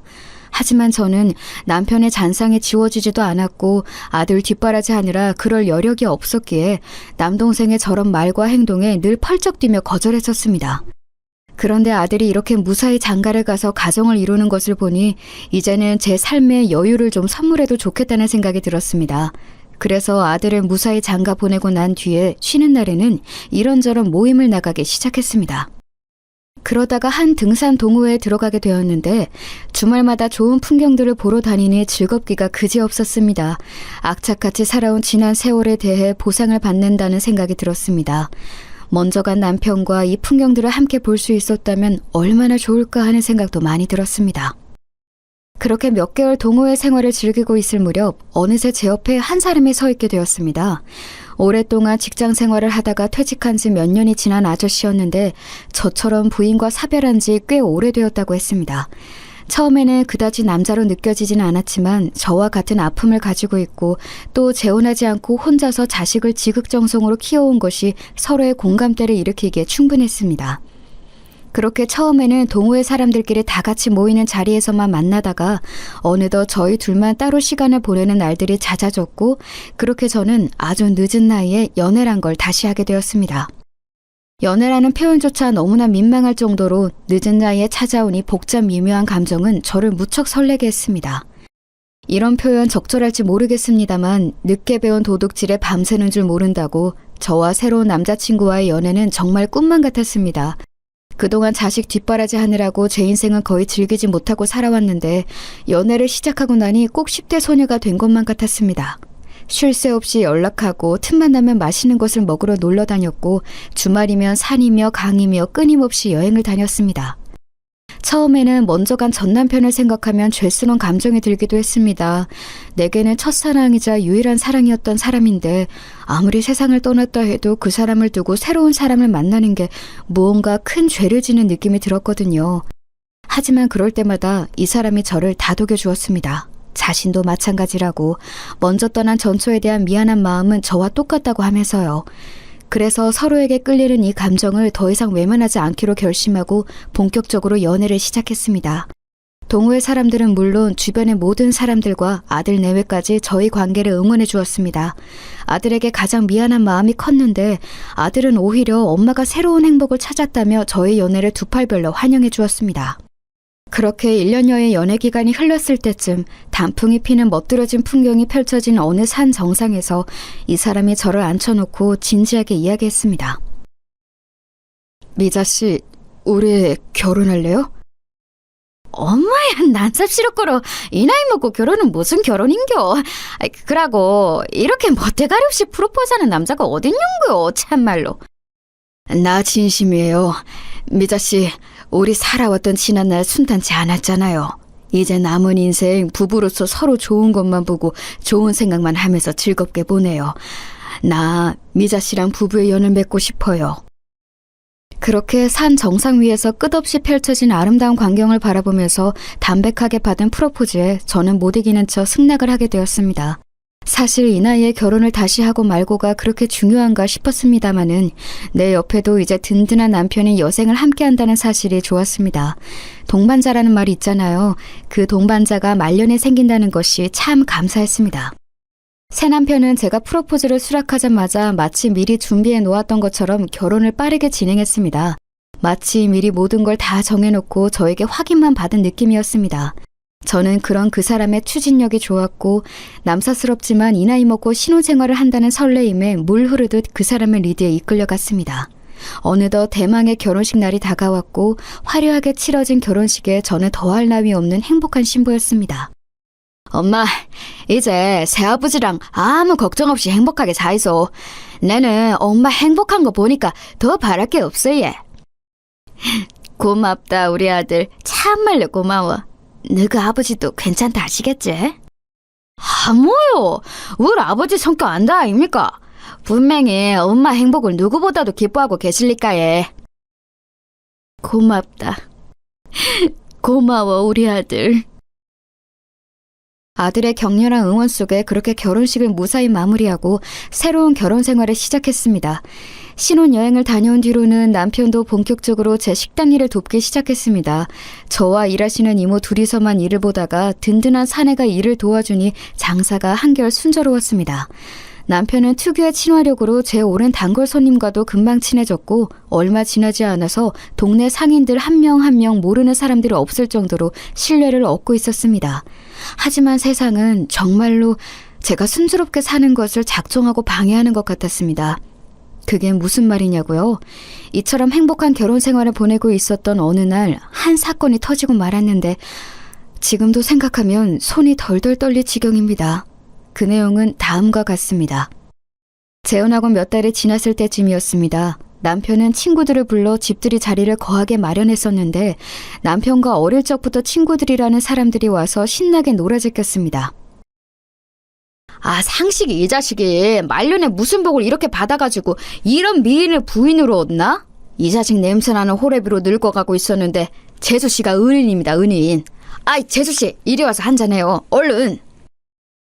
그래요. 이 자식 재수씨 만나기 전에 얼마나 궁상맞게 살았는지 모르죠? 하나뿐인 딸내미도 제발 좀 씻고 다니라고 그렇게 구박을 했지 뭡니까? 그랬는데 이 자식이 어느새부터 단정하게 입고 머리도 만지고 하더니 얼마 안 지나서 결혼을 한다지 뭡니까? 나 참. 그만두래 임마. 그래, 내가 복 하나는 제대로 받았지. 우리 미자씨 같은 여자 어디 가서 만나겠냐? 자, 다들 오늘 와줘서 고맙다. 다들 건배!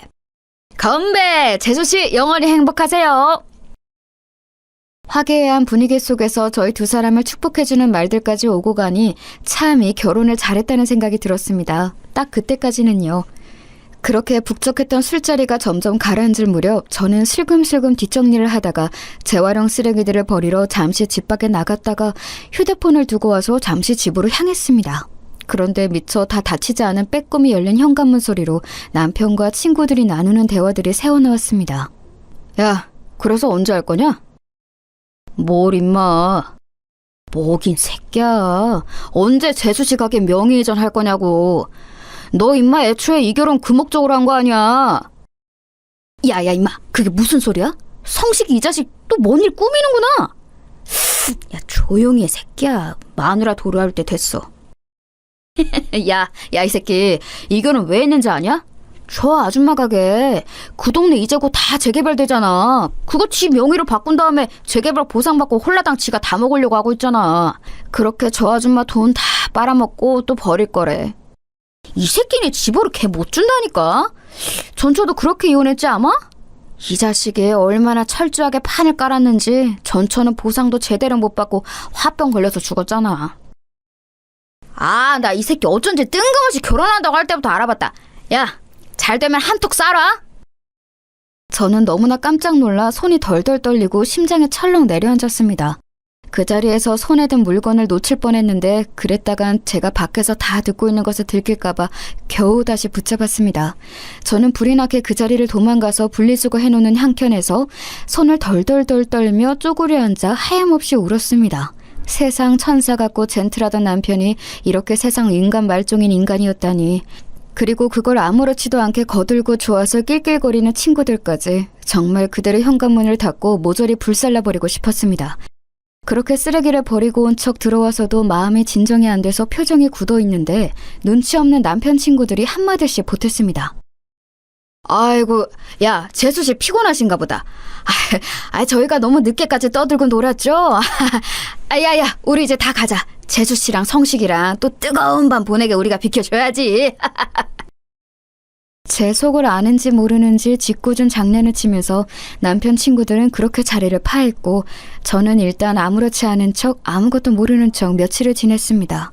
하지만 사람 마음이 한번 상처를 받고 나니까 온전할 수가 없었습니다. 며칠을 식음을 전폐하고 점점 수척해만 갔습니다. 여보, 요새 무슨 일 있어? 왜 이렇게 안색이 안 좋아? 아니, 그냥 별일 아니라 얘. 신경 쓰지 마이소. 그래, 그렇다면 다행이고. 그나저나 저번에 말했던 거 있잖아. 그 명의 이전해주는 거.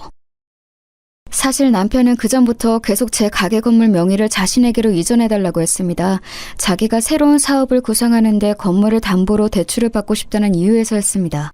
제가 이렇게 삐쩍 말라가는데 끝까지 저를 등쳐먹을 생각만 하는 남편의 모습에 치가 떨렸지만 그쯤 되니 저는 자포자기하는 심정이었습니다. 미운 놈 떡 하나 주는 심정으로 명의도 다 넘겨주고 다 뺏기고 고향에 내려가서 조용히 남은 생을 살다 가야지 하는 생각밖에 없었습니다. 그래도 말년에 선물 같은 연애 감정 심어준 사람이고 사랑했던 사람이니까요. 그래입시다. 어차피 부부인데 누구 명의가 뭐가 중요합니까? 등기랑 이런 거 남동생한테 물어봐가 며칠 내로 해드릴게 예. 고마워 여보. 내가 사업 대박나면 그거 당신 다 가져. 저를 향한 잔인한 앞날이 뻔히 예견된 짓을 저는 그만 저지르고 말았습니다. 저조차도 저 스스로를 이해할 수 없었습니다. 평생을 갖고 온 내 가게 건물이 그렇게 통째로 남편의 명의로 넘어갔습니다. 저는 이제 사람도 싫고 사랑도 싫고 될 대로 되라 하는 심정이었습니다. 예견된 저의 잔인한 미래는 생각보다 빨리 찾아왔습니다. 남편은 제게 명의를 넘겨받자마자 무언가 분주히 움직이기 시작했습니다. 그러더니 갑자기 뜬금없이 해외 출장을 다녀온다고 했습니다.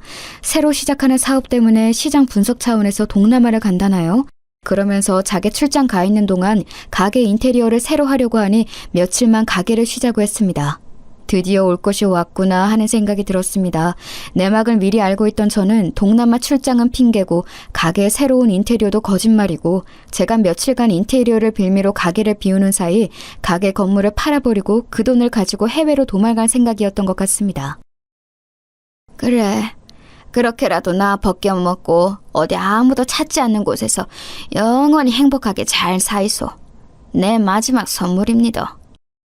저는 눈물을 머금고 그래도 사랑했던 사람을 위해 마지막으로 아무것도 모르는 척 저를 희생하기로 했습니다. 세상 천지에 남편이 자기한테 사기치려고 하는 수작이 빤히 보이는데 그걸 그대로 다 입에 떠먹여주는 저 같은 호구가 또 있을까요? 그렇게 남편 말대로 가게를 비워주고 모든 것을 포기하고 있을 때쯤이었습니다. 그 며칠 사이 남편이 아마도 가게를 몰래 팔아먹었겠죠. 며칠이 지나자 남편은 짐을 한껏 챙겨서 현관문을 나섰습니다. 여보, 미자씨, 나 이번 출장 갔다 오면 진짜 본격적으로 사업 시작해서 당신 남은 인생 꽃가마만 태워줄게. 기대하라고. 그라이소, 네, 당신 믿습니다. 무사히 잘 다녀오이소. 저는 모든 것을 다 알고 있었지만 마지막으로 축복의 말과 함께 남편을 보내주려고 했습니다. 그런데 그때 갑자기 현관문 벨이 울렸습니다. 이 시간에 누구지? 누구세요? 남편이 의아해하며 현관문을 열었습니다.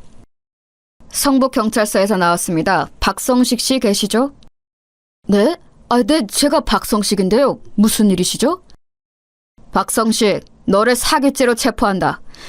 묵비권을 행사할 수 있으며 변호사를 선임할 권리가 있다. 법정에서 하는 모든 증언은 불리하게 작용할 수 있다. 김 형사, 얼른 체포해. 네? 아니 뭐야, 당신들 뭔데 나를 체포해? 이거 안다! 놓으라고! 갑작스레 들이닥친 형사와 체포되는 남편, 이게 도대체 무슨 상황일까요? 저는 그런 남편을 향해 말했습니다. 박성식 씨, 이제 알겠는겨. 당신 속은 깁니다. 내 등쳐먹고 해외로 튈 생각했지. 택도 없는 소리라 얘. 이제는 깜빵에서 오랫동안 차박해 사이소. 아마 전부인 사건까지 포함해서 수사받게 될 기라 얘. 형 다 살고 나오면 이미 세상 등질 때 다 됐겠네 얘.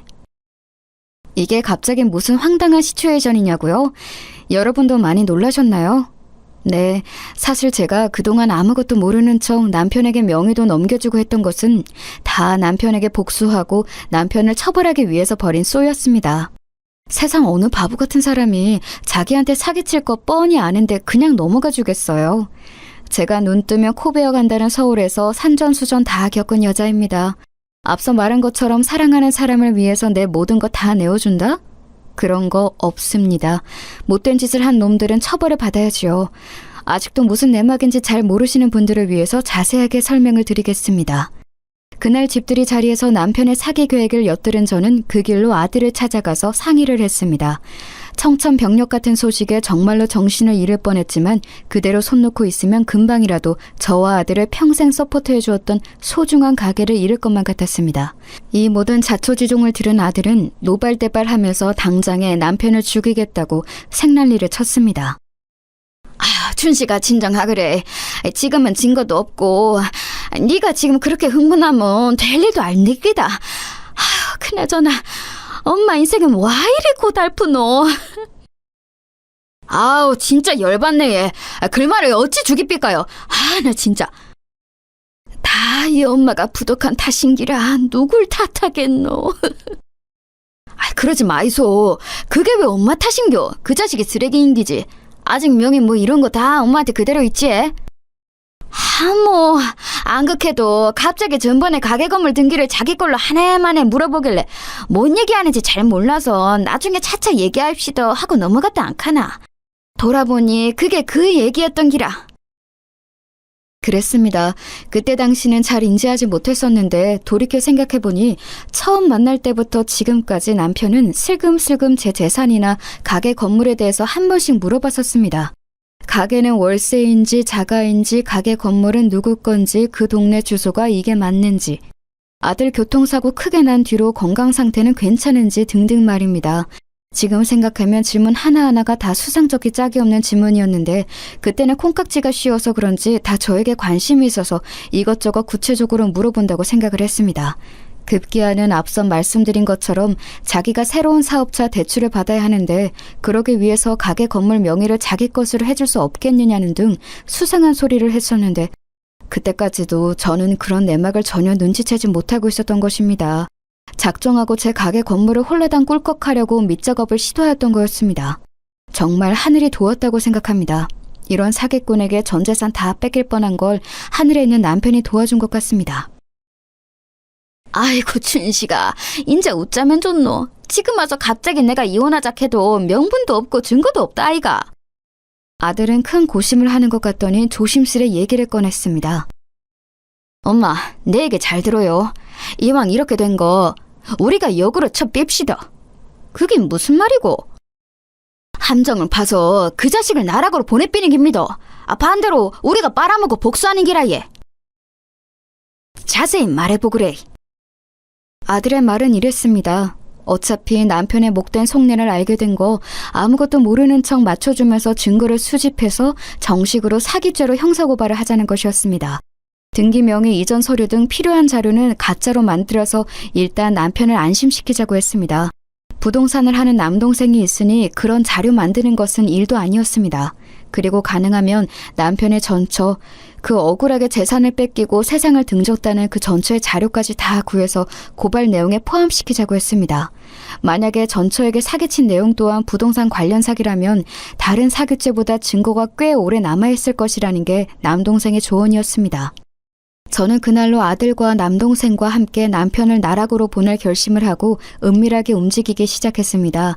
제 식당에 오랜 단골 손님 중에 흥신소로 운영하는 손님이 계셨는데 이분에게 의뢰해 지금은 의절했다는 남편의 딸을 수소문해서 찾아냈습니다. 남편이 저한테는 자기 딸이 남편 딸은 미국에 이민 가서 산다고 해서 흥신소 사장님이 미국까지 왔다 갔다 했는데 알고 보니 새빨간 거짓말이었고 자기 엄마 그렇게 만든 아버지 다시는 보고 싶지 않다고 의절하고 사는 것이었습니다. 그 딸의 증언이라도 확보하면 일은 더 순조로워지겠다 싶어서 이런 방법까지 동원했습니다. 이렇게 연락이 닿은 남편의 딸은 드디어 정의를 실천할 때가 왔다면서 저희에게 적극적으로 협조했습니다. 불쌍하게 세상을 등진 엄마를 위해서는 뭐든지 돕겠다고 하였습니다. 그때 당신은 어렸고 잘 몰라서 자신의 엄마에게 사기를 치고 또 그것으로 인해 엄마가 화병을 얻기까지의 명백한 증거는 부족한 상황이지만 당시 기억나는 건 뭐든지 다 말하겠다고 했습니다. 그렇게 기억해낸 어릴 적 주소의 부동산 등기를 떼어보니 확실히 명의 이전 상황이 수상쩍은 것이 많았습니다. 저를 등쳐먹으려고 했던 수법과 비슷해 보였습니다. 남편 전처의 사망 직전 병원 입원 기록까지도 면밀하게 조사했습니다. 사기죄의 시효가 10년이기에 지금 명확한 증거를 찾는다고 해도 공소시효가 만료되어서 이것으로 처벌을 할 수는 없겠지만 제가 연루된 사건에서의 증거를 명확히 잡으면 전처에게 벌였던 사기 행각도 정상 참작이 될 것이라는 생각에서였습니다.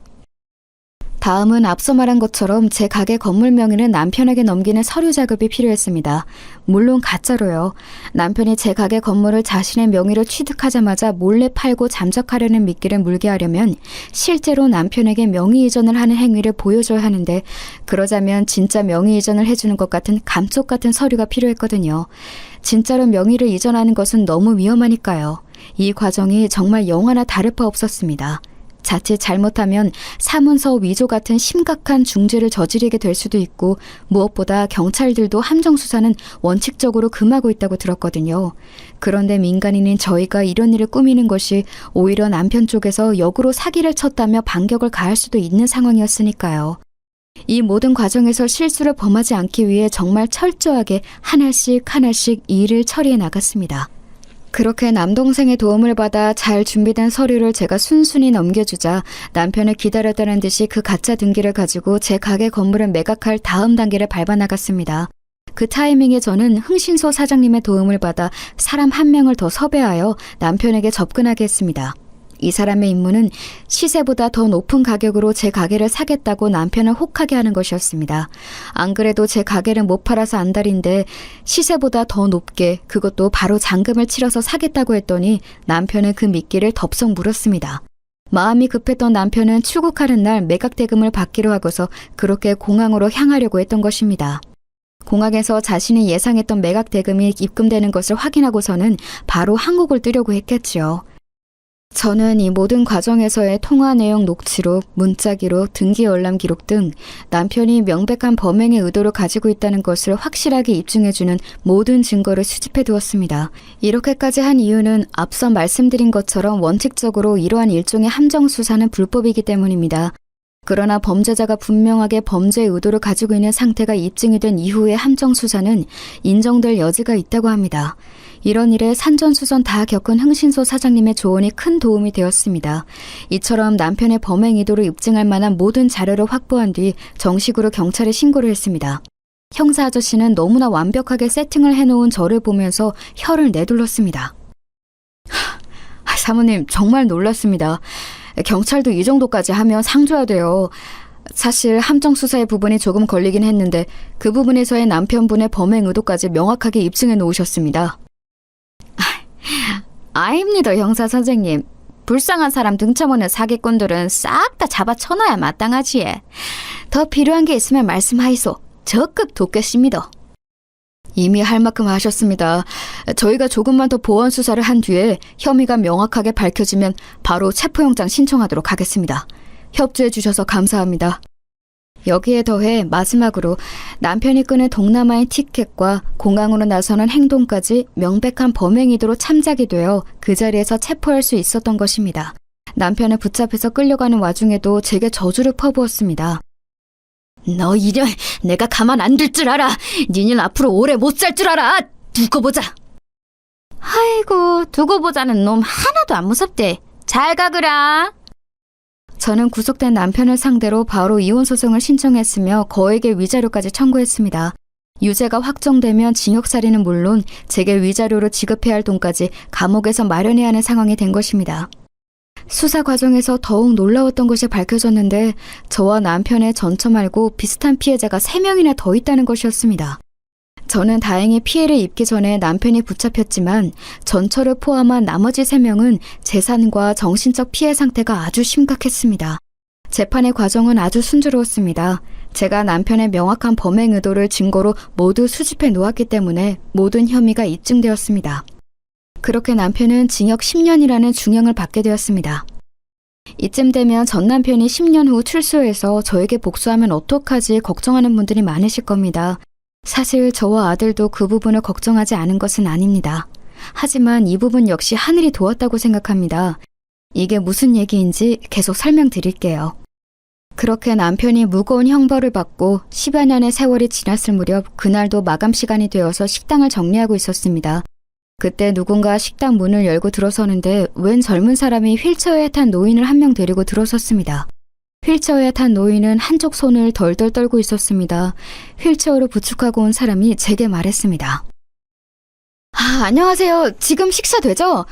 저는 요양사인데 제 담당 환자 할아버지가 오늘 꼭 여기를 와보고 싶다고 계속 말씀하셔서요. 말도 잘 못하시고 말도 잘 못 알아들으시는데 오늘은 꼭 여기를 와야겠다고 하셨어요. 늦은 시간에 죄송합니다. 요양사가 그렇게 말하려는 찰나 그 초라한 노인을 자세히 보니까 다름 아닌 10년 전에 감방에 갔던 남편이 아니겠어요? 아니, 당신이 여기 어떻게... 아니, 두 분 아시는 사이세요? 어쩐지 여기를 꼭 와야겠다고 하실 때부터 짐작은 했습니다만 그런데 할아버지가 상태가 많이 안 좋으세요. 알아는 보시겠어요? 알다마다요. 참네. 당신이 여가 어디라고입니까? 양심도 없습니까? 휠체어에 몸을 의지한 채 폐인이나 다름없는 상태로 손을 덜덜 떨며 앉아있던 남편은 흐릿한 눈으로 저를 올려다보며 말했습니다. 입도 제대로 움직여지지 않아 우물우물 말하는데 겨우 알아들을 수 있었습니다. 왜 그랬어? 왜? 남편은 제대로 가누지도 못하는 몸과 입을 어떻게든 비비꼬며 저를 원망하는 눈빛으로 말했습니다. 요양사 선생님, 그만 돌아가 주이소. 이 사람 저희한테 참말로 몹쓸 듯한 사람입니다. 아직도 자기 잘못 뉘우치지 못하고 여 와서 이러는 거 보니끼니 역시 사람은 안 변하나 봅니다. 네. 저기 어머님, 잠시 이쪽으로. 요양사 아저씨는 잠시 남편을 한쪽에 두고 저를 한쪽 구석으로 데리고 가서 남편이 안 들리게 얘기했습니다. 사실 할아버지가 건강 상태가 많이 안 좋으세요. 그동안 중풍으로 여러 번 쓰러지셨는데 이제 한계입니다. 마지막 가시는 길에 가보고 싶은 곳 다 보여드리려고 오늘 여기도 온 건데 무슨 사정이 있나 보네요. 이제 거의 마지막이니까 웬만하면 좋게 넘어가세요. 요양사로부터 들은 얘기는 이랬습니다. 남편은 형이 확정되자마자 옥중에서 화병으로 쓰러졌다고 합니다. 자신의 잘못은 인정하지 않고 억울하다면서 몇 날 며칠을 씩씩댔는데 그러다가 뇌졸중으로 쓰러진 것이지요. 그렇게 옥살이를 하는 도중 몇 번을 더 쓰러졌다고 합니다. 남편은 질병을 사유로 가석방을 여러 번 신청을 했다가 계속 기각되었는데 거의 형이 만기가 될 때쯤에야 어렵게 받아들여져 출소를 했다고 하네요. 그 뒤로 연고도 없어서 국가에서 지정해주는 요양보호사와 사회복지사를 통해 생을 연명하고 있었던 것입니다. 참말로 사람이 죄짓고는 못 사는 모양이네 얘. 어쩌다 말년에 이래 초라하게 되었습니까? 끝까지 뉘우칠 생각이 없어 보이니까 퍼뜩 데리고 나가뿌소. 왜 그랬어? 왜? 폐인이 된 남편은 계속 왜 그랬냐는 말만 연신 내뱉으며 요양사 아저씨의 손에 이끌려 가게를 나갔습니다. 얼마 지나지 않아 들려온 소식으로 남편은 그렇게 세상을 떠났다고 합니다. 떠나는 그 순간까지도 자신의 죄를 뉘우치지 않았다고 하네요. 이렇게 출소해서 복수하면 어쩌나 했던 모든 염려도 사라지고 남편도 치러야 될 죗값을 모두 다 치르고 떠난 셈입니다. 이쯤 되면 문자 그대로 남편을 완전히 나락으로 보내버린 것이지요. 이 모든 일이 끝난 뒤에야 아들과 저는 한시름을 놓으며 이야기했습니다.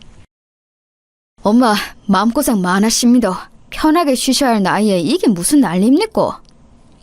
그러게 말이다. 니도 고생 많았다 카이. 참말로 하늘에 계신 니 아버지가 도왔다 않카나. 10년 전에도 평생 읽어놓은 이 가게 송두리째 뺏길 뻔했다 아이가.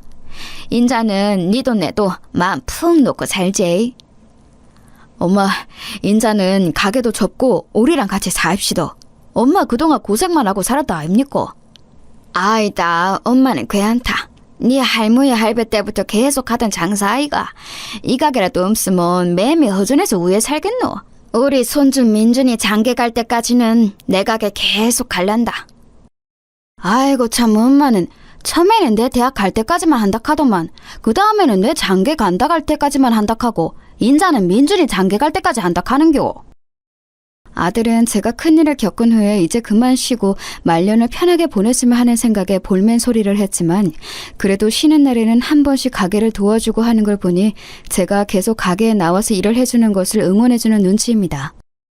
네, 저는 이렇게 인생 말년에 사기 결혼과 다를 바 없는 큰일을 치렀지만 그래도 제가 인생을 헛살지는 않았는지 제 곁에는 사랑하는 아들과 며느리 그리고 손주까지 있습니다. 게다가 요즘에는 또 새로운 사람을 만나고 있습니다. 그렇게 당하고도 또 누군가를 만나고 싶냐고요? 이번에는 조금 다릅니다. 우리 아들이 학창시절부터 존경하던 교수님이 한 분 계신데 공부만 하느라 평생을 혼자 사셨다고 해요. 이제는 학계에서도 은퇴하시고 편안하게 여생을 보내고 계신데 그런 교수님과 저를 아들이 이어주었답니다. 처음에는 극구 사양하였습니다. 제가 겪은 두 번째 남편과의 사건은 살면서 다시는 겪고 싶지 않을 트라우마였는데 그러고서 다시 누군가를 만난다는 것은 쉽지 않은 결정이었거든요. 하지만 아들의 끈질긴 설득 끝에 그래, 차 한 잔이라도 마시고 오자 하는 생각에 만남에 응했고 우려하고 염려했던 것보다 교수님과 너무 잘 맞아서 그 뒤로는 둘도 없는 인생의 동반자가 되었습니다. 다른 무엇보다 믿음직한 아들의 소개로 주선된 만남이었기에 신뢰가 간 것도 있었지요. 사실 정말 이제 다시는 연애 같은 거, 사랑 같은 거 안 하려고 했습니다. 이미 문자 그대로 할매가 다 되었고 처음 남편 먼저 떠나보내고 두 번째 결혼 또한 큰 사기를 당할 뻔했으니 이번 생에서 제게 배우자 운은 별로 없는 것 같다는 생각만 들었거든요. 그저 손주 한 살 한 살 크는 거 보면서 하루하루 감사하게 살고 싶다는 생각뿐이었는데 이렇게 새로운 좋은 인연을 또 만나게 되니 정말 세상은 오래 살고 볼 일입니다. 정말 어느 것 하나 순탄한 것 없는 고달픈 인생이었지만 돌이켜보면 감사할 것들이 많이 있네요. 어쩌다 보니 제가 살아온 지난한 인생사를 다 털어놓게 되었습니다. 여러분은 어떻게 들으셨는지요? 한편으로 생각해보면 저처럼 기구한 인생도 없을 거예요. 어린 나이에 아버지가 병으로 쓰러져 가족의 생계를 책임져야 했고 첫 남편을 그렇게 비명에 떠나보내고 아들도 교통사고 후유증으로 오랜 시간을 고통받았고 말년에 좋은 사람 만나서 행복한 재혼 생활을 하나 싶었더니 둘도 없는 인간 말종 쓰레기였으니까요. 현재까지 제가 정신 멀쩡하게 붙들고 사는 게 신기할 정도입니다. 그런데 참 인생이란 게 그래도 꾸역꾸역 살다 보면 사라지더라고요. 그리고 그 고달픈 인생사 가운데에서도 꼭 저를 도와주는 좋은 사람들이 언제나 있습니다. 희망을 버리지 않고 하루하루 열심히 살아가다 보면 반드시 좋은 일은 생기는 것 같아요. 이 사연 들으시는 모든 분들도 희망을 잃지 마시고 각자의 자리에서 항상 행복하시길 바랍니다. 제 사연은 이만 여기서 마칠게요.